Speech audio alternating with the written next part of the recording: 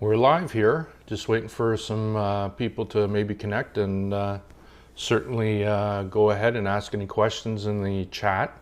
And I'm happy to address any and all questions.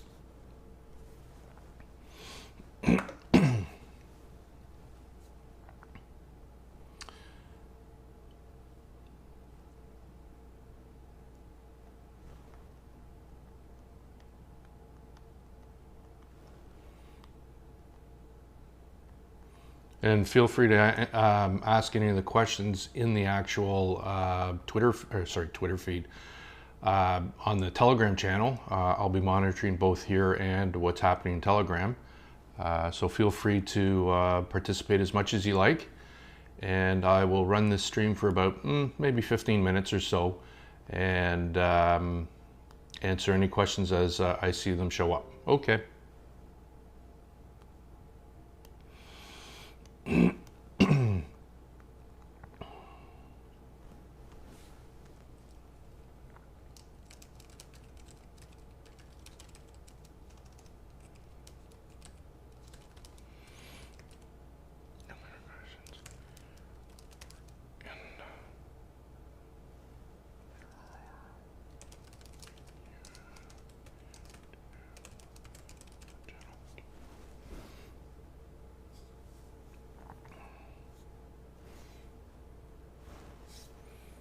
So I apologize also if I'm looking away a lot from the camera, just following up and see if we get any questions online from the AMA sessions.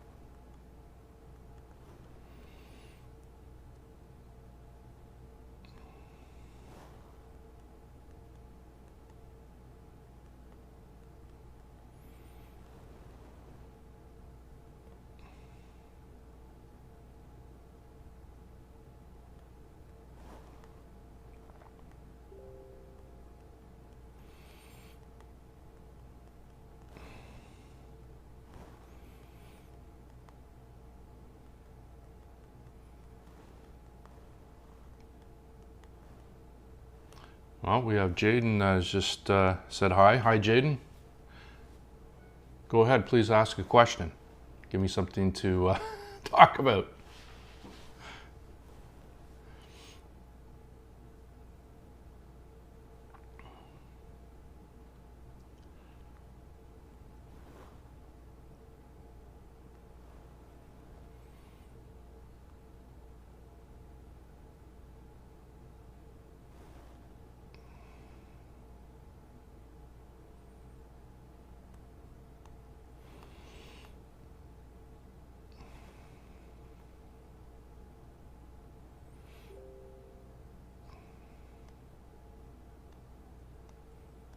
Now we have Danielis as well online.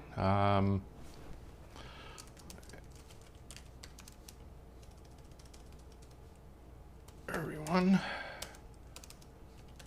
is questions will be NSW.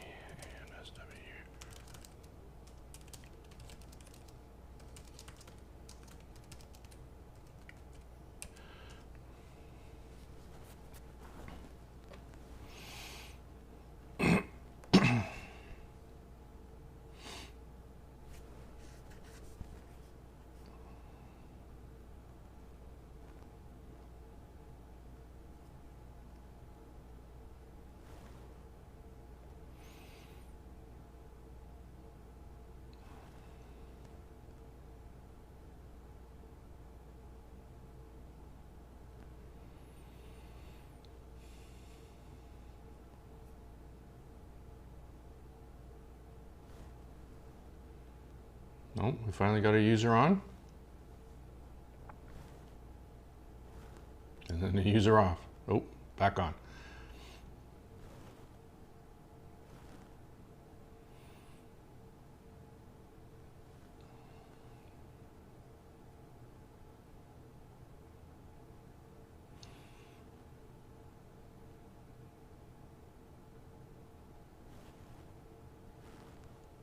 Please go ahead, ask any questions. I'm here to chat about anything that you might have a question about, obviously in relation to the ESP project. We just had the AMA and there's some great questions there.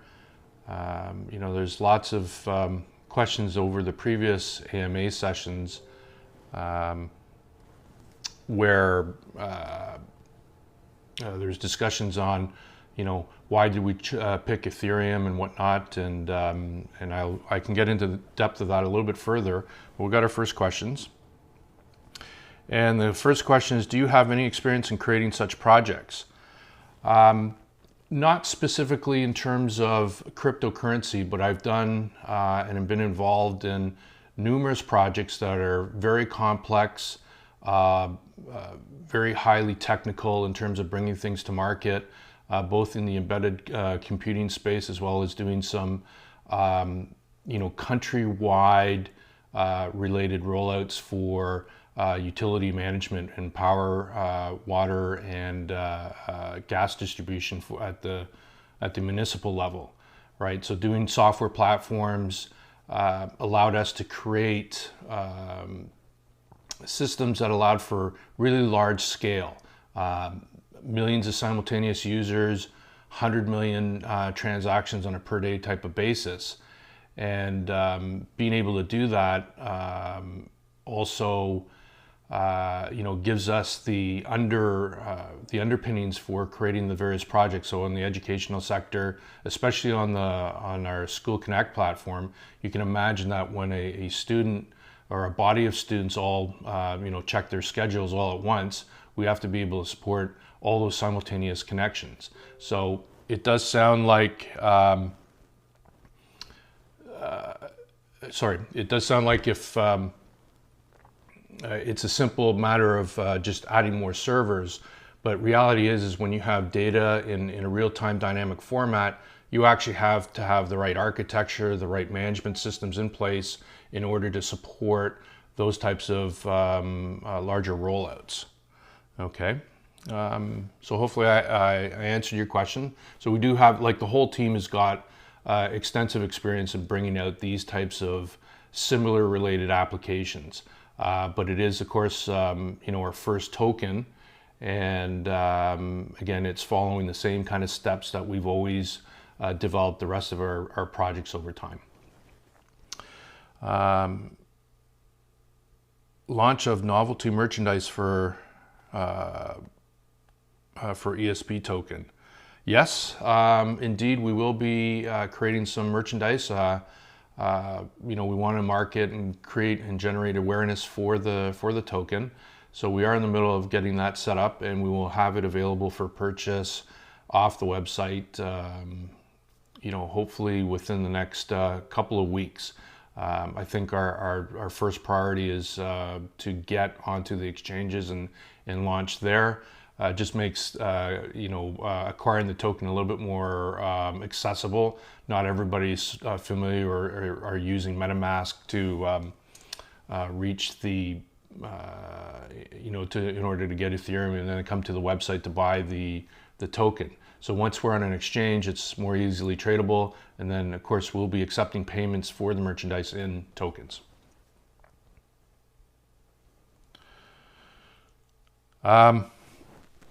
Hopefully you guys are all listening on the channel here. The next question is, what are the risks associated with investing? I think, generally speaking, there's always risk in any kind of investment. If there's going to be any type of gain, no risk, no reward. That being said, we've done extensive things in order to try to reduce or mitigate the risk. We have policies in place that make sure that we function in a certain way that protects the public, especially around pricing, One of the things that have happened a lot in the marketplace is that this concept of a rug pull. The project just dumping a ton of liquidity as a cash grab onto the market. We have certain policies in place that limit what we can put onto the market, when we can do this. We're doing it in a way that's reflective of what we're thinking in terms of how we protect the user base. And also we're looking at trying to maintain value. So if we see large drops in the price, we will take actually some steps to remove liquidity from the market in order to shore that up. Now, obviously, there are limits to what we can do, and we can't really control the price. We can, show our support for the token at the appropriate times, and hopefully sending the right message to, to stabilize any particular downturn. But I think the key factor is that we are protecting the price. We're constantly reinvesting into the coin base with actual money. So the profits that come out of the different use cases, we're driving back into the market as a coin repurchase. So when we're doing that with the activities going on with the tax distribution and the burns, the expectation is that the value should gradually increase over time. And as the coin becomes more scarce, it will kind of find that nice equilibrium. But at the beginning here, of course, once we go live on exchange, we're going to see some volatility. So I would suggest to any investor, and I'm not an investment advisor, so that's the first thing, is I can actually give you investment, but just opinion here. My opinion is that there'll be some volatility, and you have to have and understand what your risk tolerance. If it's your last penny that you have and you're putting it in, you want to put it at risk, I'd say that that's probably a bad choice. I think risk, funds that you can really truly risk, and if those funds are lost or drastically reduced, you can tolerate those things. On the same time as also when you see large increases in price and whatnot in return, maybe take your risk component off the table, and then you've backed yourself up with being 100% secure with your original investment. What merchandise are you talking about? Can I learn more? Sure. I mean, we're doing the standard things. T-shirts, hoodies, hats, pens, coffee cups. We'd like to also, and maybe we'll have a limited supply of these. We'd like to do also a milled brass or bronze coin for the ESP, and that will also be made available. Just because of the nature of the milling of the coin itself, it's relatively expensive to do, and therefore we'll probably just do a limited release of those when we're able to. I would say that that's probably going to come out more in the September timeframe. That's a more complicated process to get done. The other things I think will come out earlier before then. But over time we'll add more merchandise as it makes sense, and hopefully support the community and people get involved. Thank you for your question, Jordan. Jordan Lee, I'm sorry.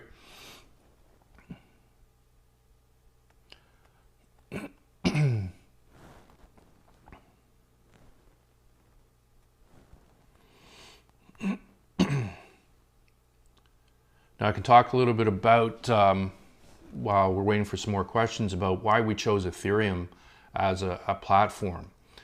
And one of the key features of Ethereum, of course, is the smart contract. And having that capability of putting the smart contract in place to support the various business models is a very key thing for us, because a lot of functionality for DeFi type of applications are all centered around having an automated contract on the blockchain. It provides that transparency, it provides that automation. It means that it's also immutable, that somebody outside cannot go and manipulate the contract or change it midstream. So there's lots of security. So having this trustless based interface meaning that you don't have to trust who the other parties are, because the trust is ingrained into the smart contract itself, was one of the key reasons why we chose Ethereum. And it's also one of the key selection criteria for other chains that we may look at supporting in the future. I think that Cardano is going to support the ERC20 type token and able to execute smart contracts. Many of the other chains that exist today outside of Bitcoin also support different types of smart contracts. Tezos, for instance, has a built-in governance system, which is very attractive to us for some of the different applications that we're wanting to launch. All right, no other questions there yet.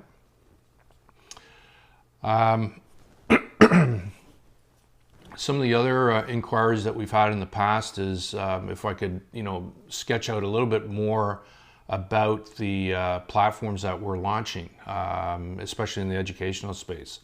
Some of these things have been in progress now for almost 3 complete years as we, develop the business case, the user model, interface, some initial programming prototypes and these types of things. So there's quite a bit to talk about there, but we have 2 educational platforms.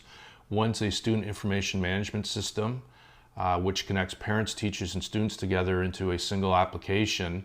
And each user, so whether it's teacher or parent or student, has a different view into the overall application stream.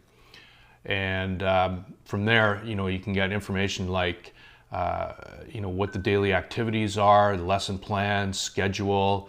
Parents can manage attendance issues or notifications when a student is away, sick leave, and then process things like, utilizing the token for lunches, school tuition fees, field trips, books, any of the extracurricular activities that might be involved at the school level basis, right? So that's our School Connect platform.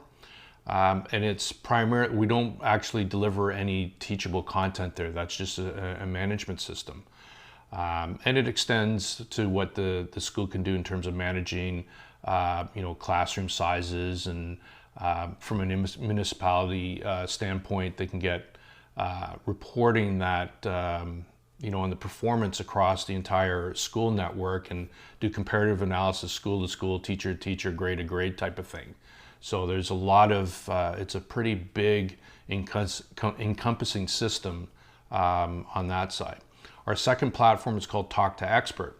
Talk to Expert is a masterclass, Udemy, lynda.com type of platform where people will subscribe or pay-per-view content of interest.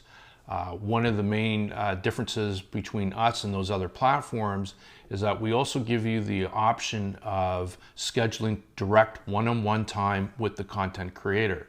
So it mirrors more the interface that you typically have in a university setting where a lecturer will deliver content and then make themselves available to the student over at the end of the lecture to answer any of the questions, give guidance, talk about specific issues.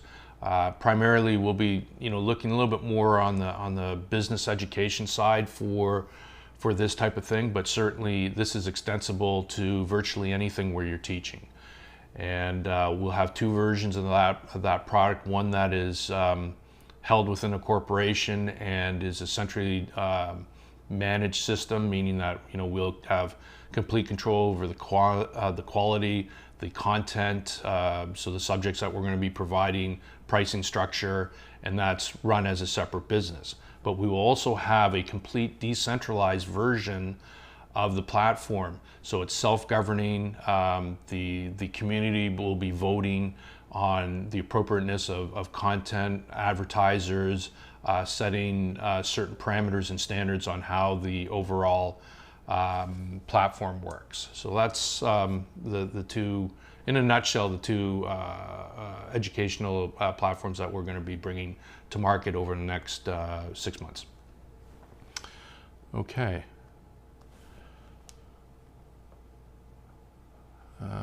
Thanks, Cody. Letting everybody know we're live on the YouTube stream. Feel free to ask questions as well on the YouTube channel, because it'll actually match up with the video a little bit. But certainly happy to answer questions on either side.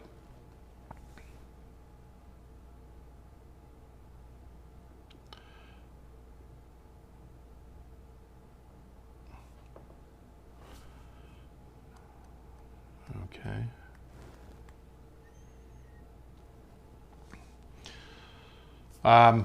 So I can talk a little bit more about the some of the questions that were in the AMA today, and maybe elaborate a little bit more about some of the answers that I gave.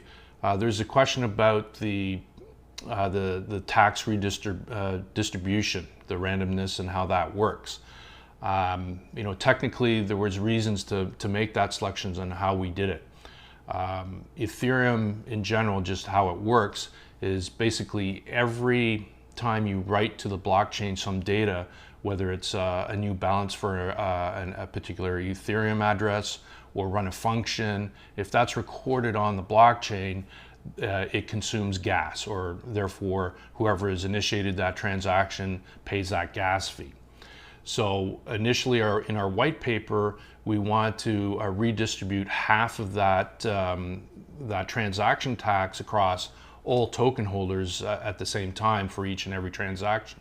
The problem with that is that we'd have to update every single address that's a token holder. And so when there's, you know, thousands and thousands of addresses out there, the gas fee that's charged to the individual that would be making that transaction would be astronomical. In fact, it would very quickly exceed the maximum gas limit for a transaction. So it wasn't really feasible, technically feasible to roll out something like this.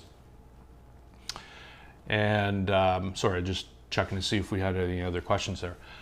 So it wasn't technically feasible to roll it out this way. The other thing is that there was a lot of discussion about, you know, did we want to proportionally allocate the tax, random tax distribution based on the size of the holding of the token holders. And though from an investment standpoint, that probably makes a bit of sense, really from a human factor, and you know, maybe we want to treat everybody equally. And so that was also the choice. So the way the system works now is that on every transaction, it takes half of that transaction tax, randomly picks a token holder and gives the entire amount to that token holder. Over time, with the transactions happening, and this includes every transaction, every purchase that happens on the ICO, there'll be a disbursement to the as a random selection to the token holder base. So over time, we expect that statistically this will be a fairly even distribution.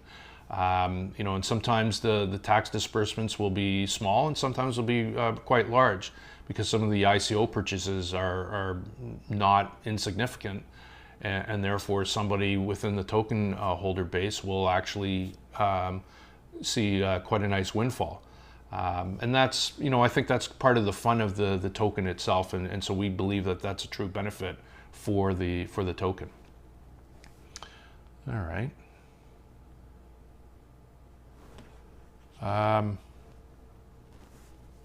Let's see if we've got any other questions here.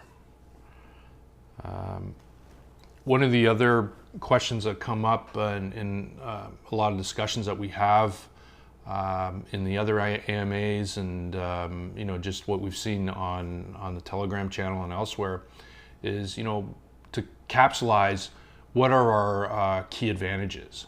And I think one of the most important factors with the ESP project is that we're backed by real businesses that are reinvesting back into the coin base.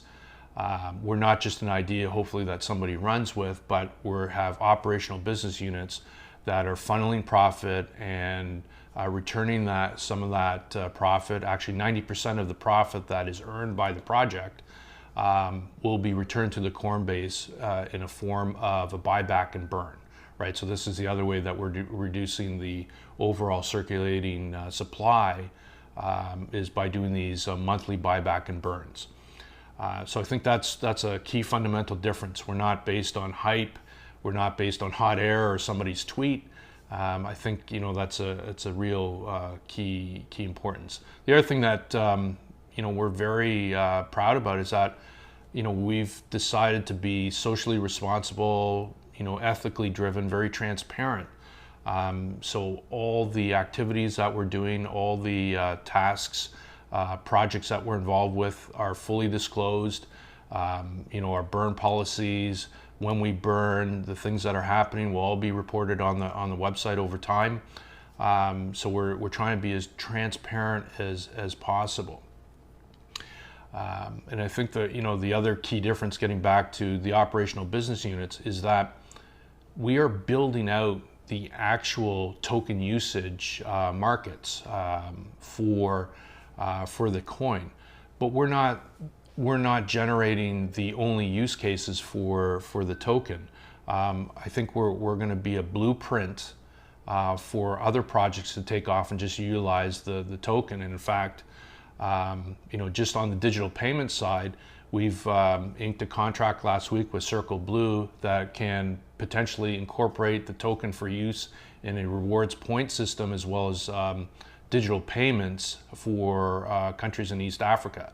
And this really allows many unbanked people, again, the ability to send funds remotely, partake in online services, and really have the convenience that you have with digital payments, or people that are have credit cards and debit cards and these types of things. So it really democratizes the ability to get access to all these features that typically they would not have had in the past, right? So I think those are some very key components.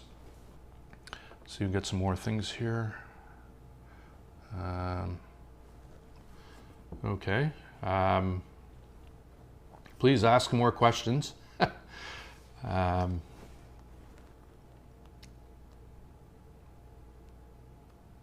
the other chains? One of the other questions have been, supporting other chains. Why did we select Ethereum? I think, I just talked about the Ethereum side, why we made those selections. That was that's pretty self-evident with the smart contract. But we're actually not only going to be looking at Ethereum. Over time, we'll start to support other chains. One of the roadblocks with Ethereum, especially on the education side to a certain extent, but certainly on the digital payment side, is the transaction cost for just processing a single transaction. Gas fees can go wildly high, as they have in the last couple of weeks. There's been quite some swings. And this is prohibitively costly for low value transactions. So, there's a couple of stages to this approach that we're contemplating or will be looking at, or are part of our roadmap. I think all three. First of all, the expectation that Ethereum 2.0 is around the corner, probably in Q1 of 2022, where we're moving from a proof of work to a proof of stake consensus algorithm. I think this is really key for how Ethereum is going to work, and it's going to drive down gas fees. But all the miners that are out there are securing the network on the behalf of all the users. They don't do this for free. Obviously, when you move to a proof of stake, they're going to have to put up funds in order to do the mining, and so they put capital at risk, and they should be rewarded for that. So there'll always be this concept of gas fees, and one of the concerns is that the gas fees will still not come down low enough. So there's also talk, or a lot of discussion, about layer 2 solutions, scaling solutions to Ethereum, whether it's a side chain or a second protocol that exists on top, where only the netted transactions get recorded on the blockchain. And these are also very interesting for us, and in fact, for our closed ecosystems, like in the educational space, it's exactly how we're going to be deploying through the use of sidechains, where virtually those sidechains will be secured by a smaller group of computers, systems, but virtually for no cost, except for when we're recording the final transaction back to the mainnet on Ethereum. So this is one way of reducing costs. The other way we can also do this is by looking at other chains. For instance, Cardano is very interesting for us in terms of from a cost perspective and speed perspective. So higher volume of transactions at a much lower cost, that's attractive for us. The fact that Cardano is also going to be supporting ERC20, so it's a natural migration for our token to exist in the Cardano network, is also very attractive for us. So I think they're going to probably be our first choice as our second supported chain. Whenever we bring on a different chain, we will create a gateway that allows equal passage between the two chains as friction-free as possible. So whether it's just a gas fee that's producing the transaction, it is not in the project interest in order to generate profitability through the use of that service. We'll provide it, and this is purely for the utility. Our interests, and they're commercial oriented, we're all in here to make some money, so this is, make sure that that's well understood. But where we make our money is in the business use cases, not with how the token works itself. So you'll see that even in our transfer tax, we burn half and the other half is redistributed to the token holder base. None of that transaction tax flows back into the project. All these things are 100% verifiable by visiting our code on GitHub, and you can see links off of our website for that, as well as Surtech has certified our code. So we went out and got that third-party audit and spent that money, and I think it's very important in order to have that kind of transparency. Okay, will you have new partnerships? Dark Angel's asking, will you have new partnerships with major players in the near future? So I just announced one that we had with Circle Blue, and that was it's a significant partnership. They deploy large-scale electronic cash register networks at a country level. So to be integrated onto their platform, where in essence every single merchant that has an electronic cash register also can act as an exchange, as a local exchange, fiat to cryptocurrency. That's a huge enabler for us. It's a great use case for the token. So that's one major partnership that we're really proud of. Personally, I've known that group for quite a number of years, and I think we can make some very significant inroads into the Eastern African countries as a starting point. We have a second similar type of partnership with a much larger company on the scale of about $5 billion in revenue, 26,000 employees, that we're in the middle of negotiating now. Large company, summertime, vacation, so it's going to take maybe a couple of weeks before we can get that agreement in place, but that's well on its way, and so far there are no real hiccups. This is more of a definition of scope, areas of responsibility. I think we're fully committed to moving forward. So at the appropriate time, I'll be making that announcement, and we're happy to do that. We're constantly always looking for those right use case partnerships.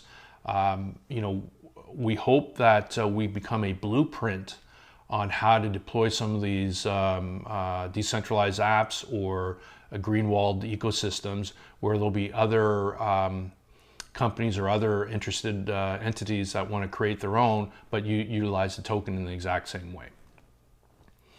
Okay, hopefully we'll answer that. Elena is asking me, please tell me about the goals of your project in simple words.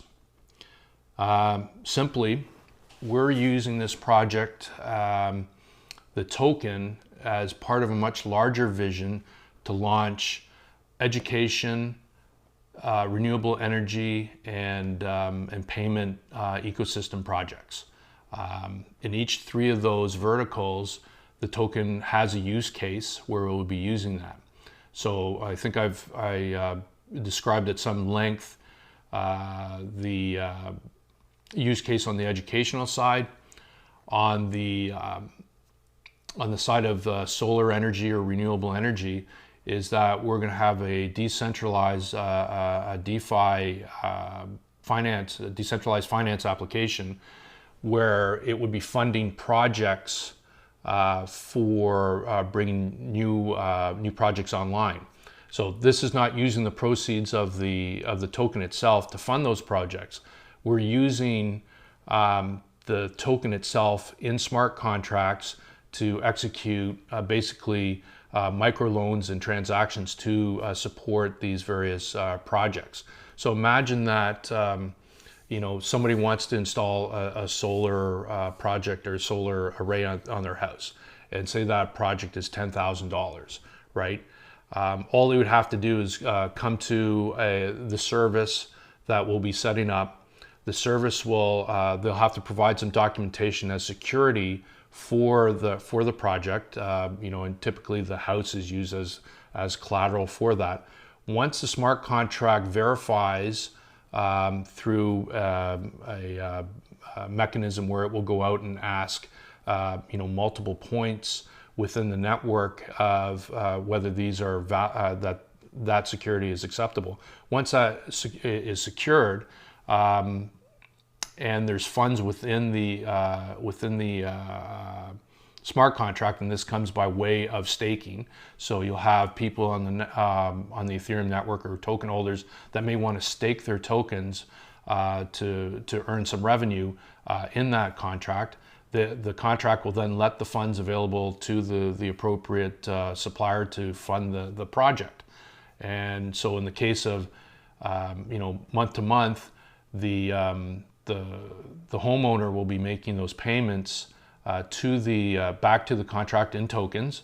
And if in the case of default that they didn't do, the token, or sorry, the smart contract will automatically execute certain actions to have to do the collections or whatnot, or get some third party involved that's again nominated and gets paid by the contract in order to enforce the security. So you have to. One of the things that we're working on now with that is making sure that there's a proper way of tokenizing the security that's acceptable and legally acceptable. So if we need to enforce that security or collect on that security, then it properly automatically flows through. Okay. And then on the digital payment side, again, it's just using the tokens for payments in countries where many people don't have bank accounts. So they're basically left out for taking part in online services. The convenience of sending money from point A to point B is complicated. If you're only a cash-based society, this becomes very difficult. When almost everybody already has a smartphone and the ability to have a digital wallet, that process then becomes very easy, because as we all know, it's just a couple addresses and hit send, and away the tokens go. So it's really an enabling feature of the various projects that are involved. Okay.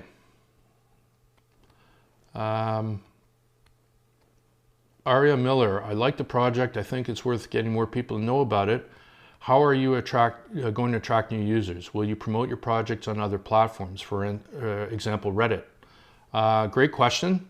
And certainly we have many media channels or social media channels available. If you go to our website, espcoin.io, either at the very bottom of the page, if you're on mobile, we have Reddit is supported, Telegram, we're on Facebook, Twitter. There's probably one. Medium is also another platform that we're utilizing. So we're already there, but we're also looking for other partnerships, other ways of getting the word out. We have investor networks that are very excited about what we're doing. We're doing specific business building in some of these third world nations or developing nations. Vietnam is going to be the first launch of the educational platform. It'll be localized in their language. And so we've done a lot of business development over the last couple of years. So they're actually primed and ready to receive the application. Now we have to complete the development, which is partially where these funds are being invested to do that completion. So we can get those launched, nominally 8 to 12 weeks now is I think what the roadmap is looking like for completion and first release of the product. Okay, I would like to know your plans. We have lots of plans. I think, unlike other projects who are solely focused on the performance of the token, what the price is doing, the marketing and trying to get that all out, that's actually just a small component for us. We're very involved in developing all the different business cases, the agreements that we are structuring that are, targeted in Vietnam and Dubai and in Africa, take a fair amount of work. We have a network of people that are local or travel to those regions on a frequent basis that, make all the right connections and make that work. So for us, we're actually executing a number of businesses in parallel. So this is one of the, key factors for us, where we have to really focus the right energies and resources because it is a fairly complex environment. And as anybody would know, running one business is difficult enough. Running 3 or 4 or 5 businesses is somewhat of a monumental task. So we have to really focus on compartmentalizing each business unit, make sure that they're portable so they don't interfere with each other. So we will have some duplication of efforts in terms of marketing teams or onboarding teams, that are regionally dependent, language specific. So there's lots of things going on there that we have to follow in on. Okay. Hopefully I answered the question about other platforms. I got off on a tangent there, but let's see what else. Can we ask about the rentability? I'm not sure what you're meaning there. I think maybe you meant reliability. And when it comes to the token itself, reliability is and trust within the project itself is really important. So we've gone to extensive measures to make sure that we're transparent. We're reporting what we're doing on a very frequent basis. We've made our code available online for inspection. We've had third-party review of the code, because I think that level of transparency in the way we want to operate from a corporate level, brings trust. But also trust takes time. We don't expect that people just jump on and say this is we can really trust in the project. Trust will come in proof of our actions. And I think already over the last 10 weeks when the token portion of the project has started, we've said what we're going to do and we've done what we said we're going to do. And that will continue. So as you see, as time goes on, we'll be constantly communicating as much as we can to the public. And I think also this is part of our awareness campaign. It gives me the opportunity to talk and discuss, whether it's on here or on the other social media platforms, what we're doing. Very soon we're going to start to live stream some of the other members of the team. Everybody's going to get tired just maybe talking with me, but our digital payments person who we have on the compliance side and is integrated in what's going on in Africa.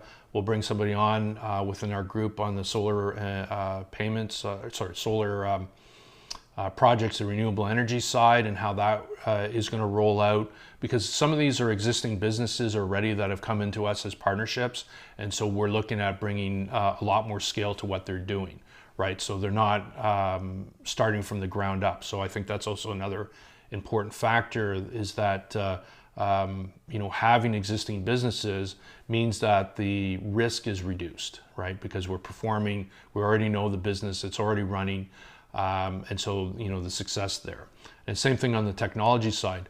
The technology that we developed over the last, I've been involved with for the last almost 30 years, but certainly the last 5 years, is proven technology. We understand how to scale and how to provide systems with that level of integration and activity. Okay.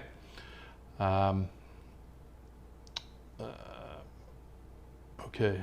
Or the risks. If you were going to, if I was going to invest, we need to know where I put my money. So, okay, that's a really good question. So the proceeds from the token, so when we sell tokens from the project, obviously money comes to us in some way, shape, or form, whether it's fiat currency or crypto. That's capital that's held by the corporation. And that capital will be invested, not spent, but invested in these different other projects. And those projects then will take those funds, spend it as they need to develop or further the advance of those particular business cases. But then they are obviously, it basically acts as, if you can think of a loan to these different business entities. So those business entities will be paying interest or, by agreement, a certain share of profit back into the project. And then that project will use that, 90% of that profit to do token repurchases and, again, reinvesting the money back into the Coinbase. At all times, that sort of that capital that is held by the project is still a receivable, meaning that the project has to pay that eventually back once the development's complete, so we can reinvest that in bringing another use case online. So that's really how we're doing it. Obviously, there's some blend there. There will be some spend that has to happen for the existence of the project and whatnot. But by and large, capital that's being invested will remain as deployable capital for investing into the different business use cases. Okay, hopefully I answer that. Smart contracts are vulnerable to bugs. How efficient and secure is your smart contract? And did you audit it via any external party? Garden, yes, we've done that. Our initial contract for the token was certified by Certec back at the beginning of June. And actually it was certified before we minted and launched the code onto the blockchain. This information is available on our website. You can go see the report. Our token code is available online at GitHub, and again, we have links on the website. So just go to espcoin.io and you can get all that information. Over time, as we introduce more smart contracts to the network to perform some of the business case functions, again, there's nothing hidden here. We will make that code available. It will be vetted by a third party in most cases. There'll be some simple contracts, for instance, like our seed contract, for a contract that holds the token for our original seed purchasers. That was not certified. But on the more complicated contracts, yes, we will test, we'll do extensive testing on test networks first. We will send it out for third-party verification where we can and where it makes sense, because we also believe that we want to reduce the exposure of potentially having anyone's funds lost or something bad happening with the contract. That possibility will always exist. Code is code, and bugs, come in various shapes and sizes. Decentralized apps are unique in ways that the way that it works is quite different than regular program code. So, maybe some of those aspects of the coding is not quite as well known as some other code bases today. But that being said, it's also fairly restrictive in all the things that you can and can't do. So the ability to introduce a lot of errors is somewhat reduced as well, and the types of errors that you can have are repeatable and also easy to identify and correct, right? So it's not as complicated as writing code for a smartphone app where there's a million places where you can have lots of difficulty. Typically, smart contract code, token code is only a 60 or 70 lines of code. It's not hundreds of millions of lines of code that you can get in some of these very exotic applications. And this was done on purpose, and I think it was very smart to do it this way. The way that they designed smart contracts for Ethereum was that it was written in a way that you're trying to take real-world analog contracts and digitize them and put them on the blockchain. So there's a very specific set of rules on how that executes. So I think it's pretty secure. We're taking as many steps as possible to answer your question to make sure that we don't have bugs. We will test extensively. We'll use third-party audits where necessary, and those are expensive. It was well over $15,000 US to secure just our token code of, I think, 70 lines of code. We will continue to make that investment over time. Projects that are not traded on major exchanges remain unnoticed. What do you think about listing the token on leading exchanges? Good. Ellie asks a great question. We are in negotiation with a number of exchanges now. I would say they're not top 10, but we'd be in the top 30 exchanges, I think, are the ones we're negotiating with. And for us, it's vitally important to get on to multiple exchanges over time, because that just broadens the awareness of the project and utility and ease of access for the token. We will be creating exchanges where it makes sense ourselves, and this would be locally in places like Africa. If we're deploying an ecosystem there, we have to make sure that there is a local exchange to support the token, and we in fact will deploy some of those exchanges ourselves if ones do not exist. So this is a key stepping stone for us. We hope to be on an exchange in the next couple of weeks. We're again in final negotiations with, I shortlisted 4 of them right now, but certainly we'll look at others. Why did you choose Ethereum blockchain? Bismarck, I answered that a little bit earlier, but primarily 2 reasons.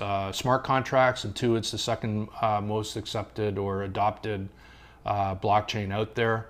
Though we are not wed to just Ethereum, we're looking at other blockchains like Tezos or Cardano, BSC Smart Chain, if the use case is there. And the things that are driving us to look at other blockchains are cost of transaction, so gas fees, and additional functional support built into smart contracts or how the chain operates. So on-chain governance is one good reason. Okay, how do you plan to spread awareness about your project in different countries, regions where English is not spoken well? Great. Well, I only speak 2 languages, English and bad English.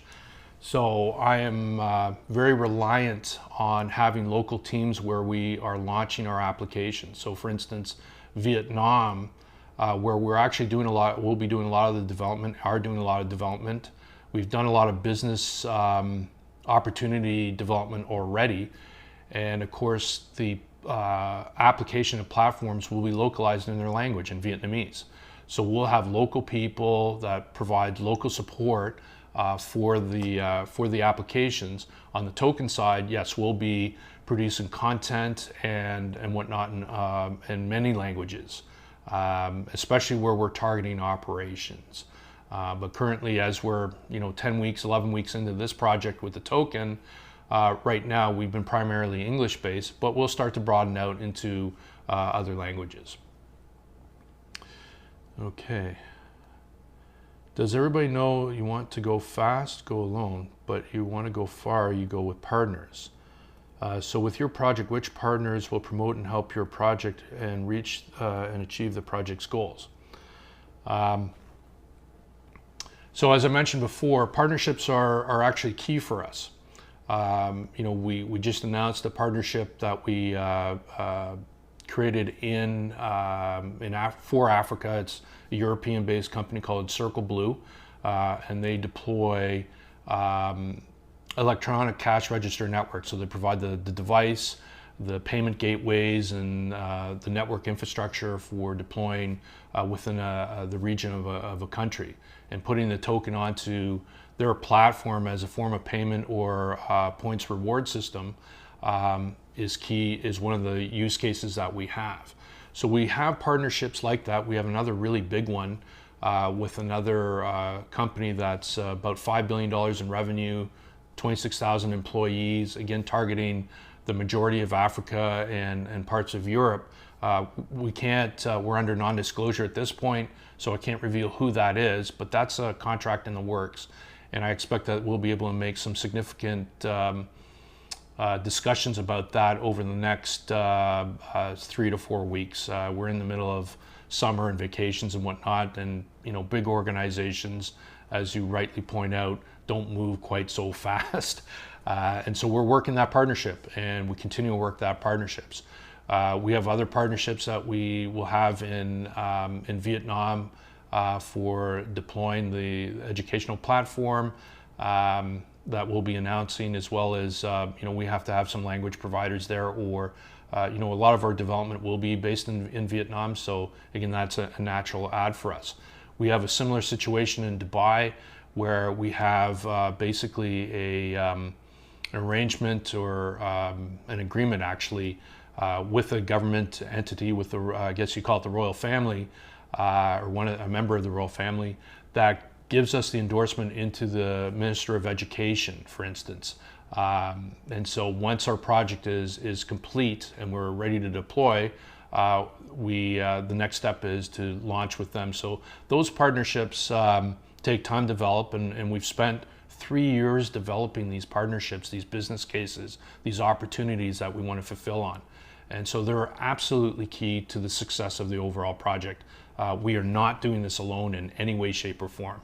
Same thing goes on when we look at the token, the marketing aspect. We have marketing companies and people that are guiding us because they have expertise in the crypto space. We have, our core competencies are these cloud-based platforms, the technology, but the actual mechanisms on how, the cryptocurrency ecosystem works and interacts, and how do you market to them, the demographics and all that stuff.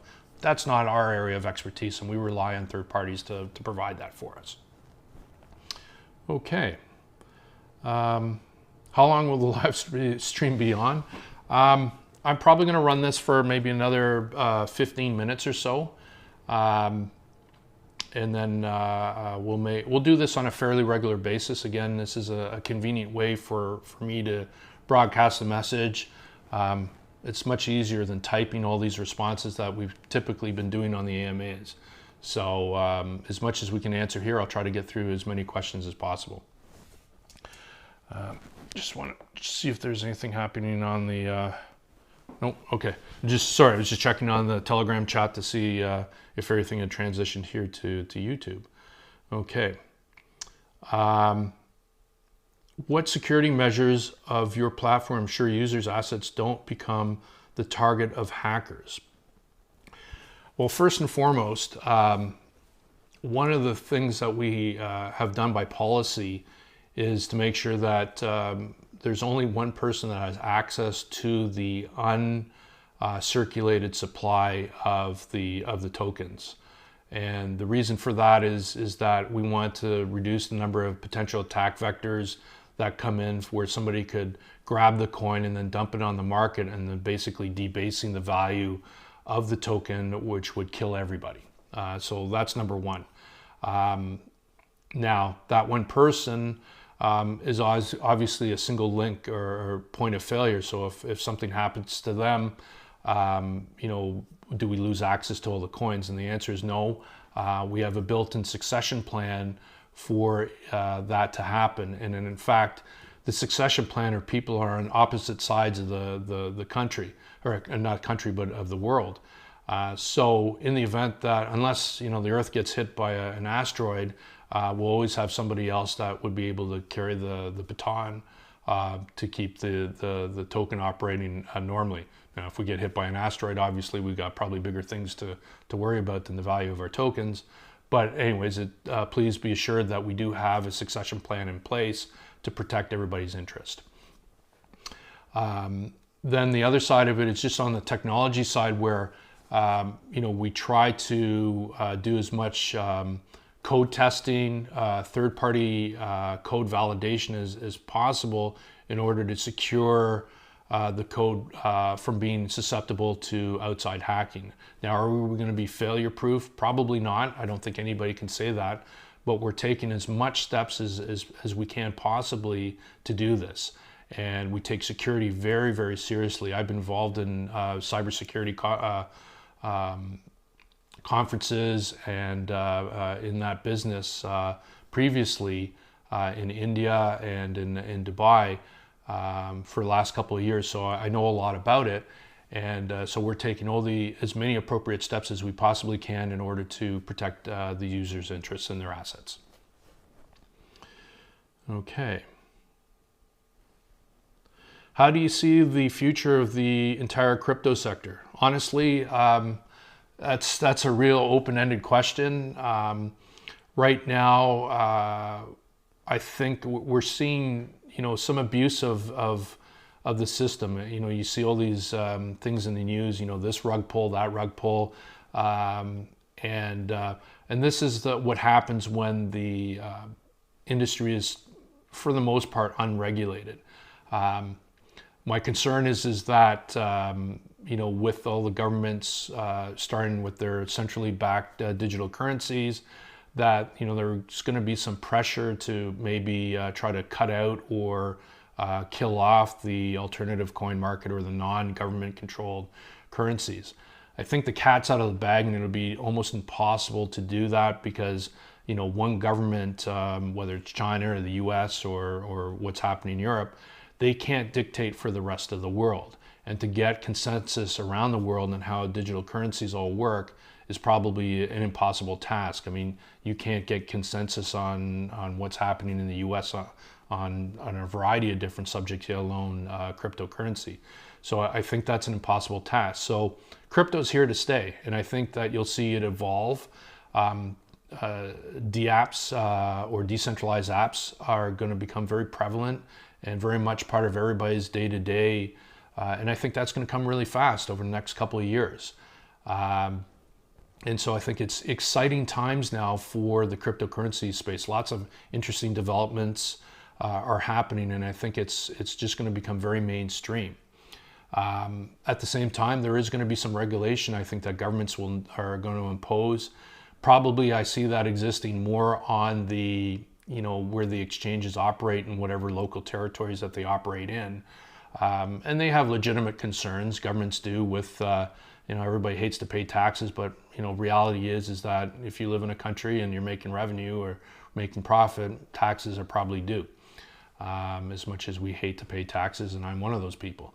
But at the end of the day, there's going to be regulation that controls some of that, and I think that's inevitable. But at the same time, some regulation is going to reduce the amount of abuse that is happening in the system, and I think that is going to be an actual benefit overall. All right.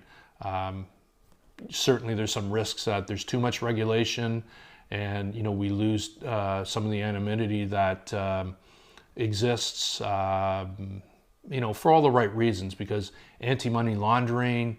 That's financing of terrorist activities and all this stuff. These are real world concerns it should be for everybody, but certainly for governments. And, we have to strike the right balance. And I think, right now it's a little bit too much like the Wild West, and that has to be reined in a little bit. But that's where I see where things are going. Okay. What do you think about the situation with China? China is rapidly becoming the largest economy in the world. They should surpass the U.S. pretty soon, so they're a heavyweight. They have the digital yuan that's coming out, if it isn't already out, which is one of the reasons I think they've made the announcements that they've made, is that they're trying to push out, the other cryptos that would be competing for the same functionality as what they hope the digital yuan to be able to do. Also, let's face it, it's a communist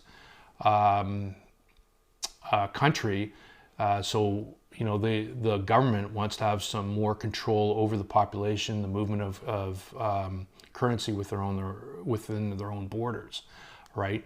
The problem is there obviously is that cryptocurrencies are not constrained by borders. They're on the internet, which means they're worldwide. So I think they're going to be limited in terms of how much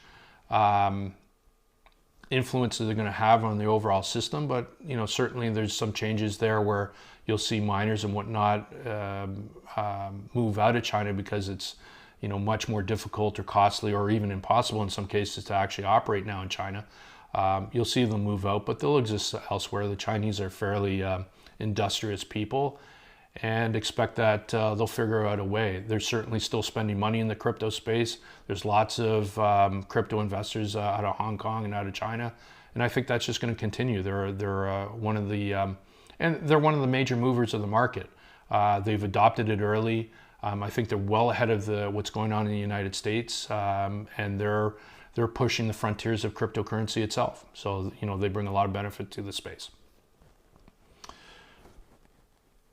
What difficulties are you facing and how do you overcome them? So difficulties exist on many levels.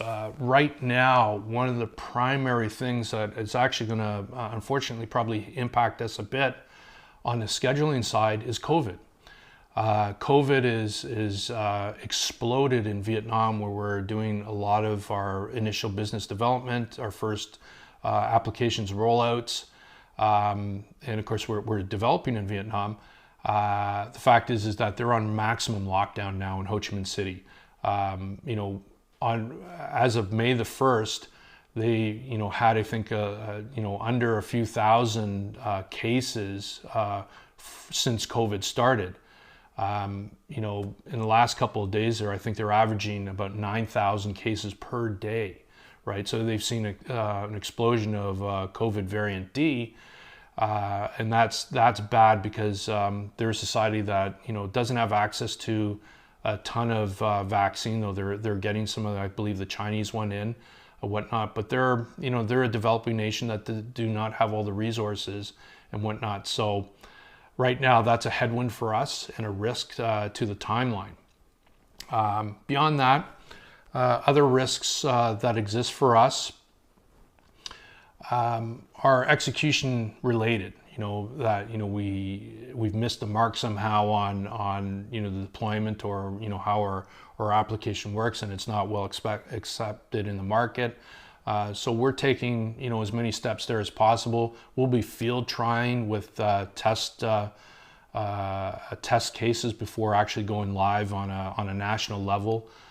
With all the platforms, we'll do sensitivity reviews and feedback sessions and all this. And in fact, we'll be reaching out to the community to be part of some of that process, to give us some of your feedback on how these things work, to see the use cases, because I think that's important. So as much data that comes back, we'll utilize that. But that's a true business risks. Other business risks is that, like anything, is in terms of, having too much dependency on any particular area of the business. Right now, I think because the way we've chosen to implement the token and how we're financing the finished development, we're also very dependent on the success of the token, and so we're hoping that. People start buying up the token, because that just gets us to our end goal more quickly, and start acquiring the token and believing in the project itself, which is why we're doing all these different outreaches and whatnot. And we've had lots of significant interest. I'm in, a lot of discussion with on the institutional side where they want to buy up fairly significant portions of the coin base. And again, by policy, we limit the single size of any one wallet or any single investor, so they don't have undue influence over the entire ecosystem, and certainly the value of the token. Because again, we don't want to have a whole bunch of whales out there that could potentially do a rug pull and then really disrupt the various businesses and all the token holders that are out there. So we're very happy to, I'm proud to say that, sometimes I've had to deny certain deals that are put in front of me, which would have been benefited, the project by having money or a lot more money available more quickly. But this is in support of the user base, and we stick to those policies because I think if we violate any of these policies, then again trustability comes down, and ultimately we could potentially be putting the user base at risk. So we're in here for the long haul. We're working hard at it, and if it takes a little bit longer to achieve some of the successes around the token that drive the other businesses, then that's fine. Again, we're foundation based, meaning that we're supporting the businesses in the right way. We're following the right ethical avenue with how we run the business. So we expect that we'll earn the trust and generate the respect and be able to achieve the goals that we've set out to achieve. In the 10 weeks that we've been operating, we're way ahead of my expectations on how fast the seed happened, which happened in literally just a few days. Our early adopters with no idea as to when we're going to have exchanges online, because it's great to buy tokens, but if they don't have anywhere to trade it, the interest level, and we understand this, in the user base is somewhat reduced until you're able to freely trade. We're close to being able to freely trade now, so now's a great time to acquire the token before the prices start to fluctuate with the market demand. And I highly encourage to help us out. This is really what this building up process is all about, is to get people interested in the project, get people online, start acquiring tokens. That spurs us forward, and the quicker that happens, the more value we can bring back to the Coinbase on a month-to-month basis. Okay.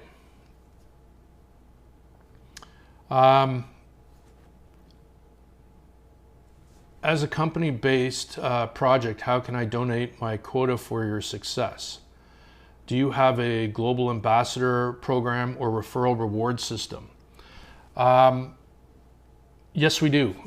We have a program, an awareness program that is rewarding people for bringing people onto the platform. And that's running now, and that will run for roughly about another 2 weeks. Though, depending on the market conditions and what goes on, it may get extended or not, depending on the success of the program. We evaluate everything. So I don't run these long-winded programs. We tend to run for a period of time, evaluate what's happened, what our successes have been, where we need to change or change direction a little bit, and then incorporate those changes to always make it better, to carry it forward. We're doing that. So typically every 2 weeks we evaluate where we're at and then decide whether we continue to move forward in that direction or make some changes. But right now we do have a program in place. If you want to DM me directly on Telegram, I will send you the link to all that information. I just don't have it handy in front of me here, so I will do that after the live stream. Okay. All right, everybody. I'm kind of running out of time here, so hopefully I've been able to address a number of the questions.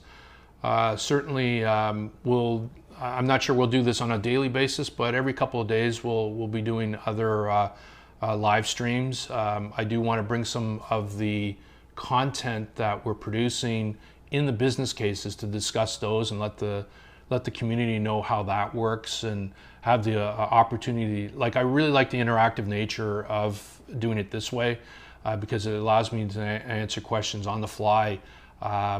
as to how some of these things are working, but we'll interview some of the other project members, especially on the digital payment side. I think some of our early successes are going to be both on the educational space and the digital payment side, because those are a little bit easier to deploy more rapidly. They're more simple business models or business cases to launch.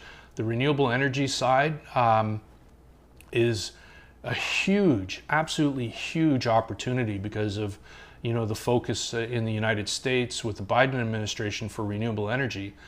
But it's more complicated because the smart contract has to be multifaceted, has to incorporate a lot of different elements to it. And there's a legal framework that needs to be in place to make sure that we can enforce, if we need to collect on a security, that we can actually do it through automated means.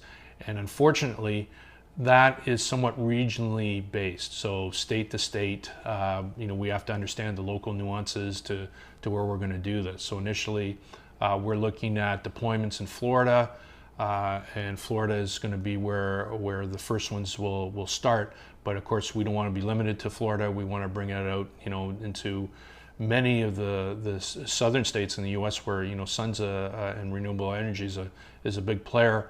But we also don't want to be limited to just the United States. We again, as I said, the tokens worldwide. So there are opportunities for this in other regions of the world, especially developing nations like Vietnam, like many of the countries in Africa, where solar power would be a huge benefit to bring to market, and where being able to fund those kinds of projects in those regions are more difficult, and having this kind of ability where people are staking funds from anywhere in the world in terms of token can make this realize these projects. So we're really excited about that. But that's I think a little bit longer term in terms of getting that deployed, because it's one order of complexity more complex than both the educational platforms and the digital payment side. And then we have one third thing that's kind of an underlying infrastructure, which is a content delivery network where basically we'd be renting space on people's computers who want to participate in the network for delivering content, and that content would be then obviously paid for through use of the network. And again, that's something that we want to bring out in Q1 of 2022. Okay, just look over here, just real questions here. Great, smart contracts of the future now. Yes, Gerson, I 100% agree. Thank you for God of Backs for your kind words. And okay, and Dark Angel, I appreciate your support. So I encourage everybody to go out and try to get pick up some tokens. That helps us out a lot. We really appreciate it. And let me talk about a little bit before I go here. Is we have our Average Joe campaign that will end tomorrow at midnight UTC time. And basically what we're going to do is, for anybody who's purchased tokens between when we started on Saturday till Wednesday, anybody whose total tokens purchased land on or the closest person to the average number of tokens purchased over the same period of times will have their tokens doubled. All right. So we have a couple of reasonably sized good transactions that have come in that time.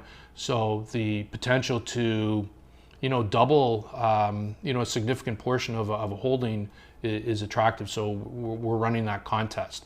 So that contest ends tomorrow at midnight. So Thursday midday, something like this, we'll award and announce to everybody who would, or at least what address had won the contest. So hopefully you can take part in that and pick up some tokens anyway, support the project, whether it's $5, $50, $500, well, not 5 million, but you know what I mean. Any little bit helps, and we really very much appreciate your support. You're interactive here, and appreciate your time. So I'm going to end this stream now and expect that we'll be live again soon. Thank you very much.